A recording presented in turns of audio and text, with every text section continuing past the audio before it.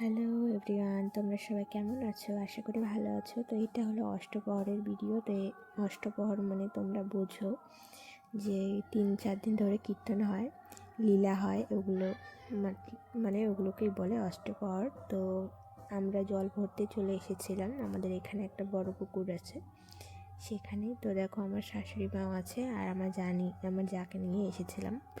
তো মানে সবাই এসেছিলাম, শুধু বর আর আমার ভাসুর এরা বাড়িতে ছিল। তো অনেকজন গিয়েছিলাম, অনেক লোক হয়েছিল, তোমরা দেখতে পাচ্ছ। তখন আমরা চলে আসলাম মণ্ডপের ভিতরে।